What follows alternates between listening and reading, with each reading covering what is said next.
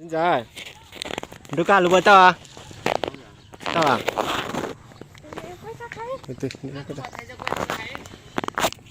Cái nhát đi tao nữa. Ừ. Nhỏ tí đi lại cho này ha. Rồi lên hả? Ai có bún mật chỉ nhau à? Chứ chỉ thành nha ha. Ở mới chỉ sáng nhau bây giờ. Có tôi nhớ nói có bùa chép đang này. Chị trai. Cái giờ tôi nhiều lắm mua được. Lấy cho thì là nó đã chỉ lấy giờ là. Lên hả? Có mua nhiều hay chứ? Mua xí mà lấy giờ đó. Lên hả? Có tôi nhớ lên nó ra nó là bây giờ xong rồi à? Ok. Chứ cho cô chưa xong nó vô đất phải biết cho cả.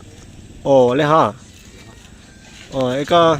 Có nói có nằm mò thì sư, là con này đặt cuốn sẽ làm được à? Chính nó nhiều gì thế chứ à? Giờ xin bây giờ.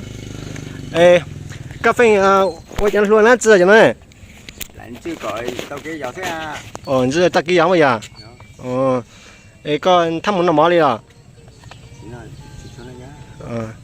Có buồn cho mình lựa rõ được à? Nên lựa rõ còn gì? Nên tích chở nhau được ấy. Nhớ bật tí đây ra tích chỉ trên ngồi lại à? Này hả? Có cho mình nhiều một cần ta làm món chứ ta lại à?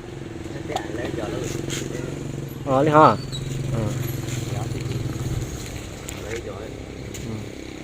Ơi chồng này cái gì nó từ chính xác nó thật rõ vậy đây mình thôi nhớ lên nó này từ mình chỉ bây giờ mình chỉ cho tỉnh táo nhở mình tôi nhớ lên nó sẽ em thì để bỏ trò theo lúc trò mình làm tôi sai thì tôi ủng hộ nữa có lúc bây giờ chán à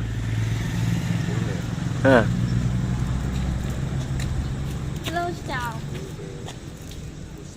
hồi sáng là cả hơn đó mình chỉ vào là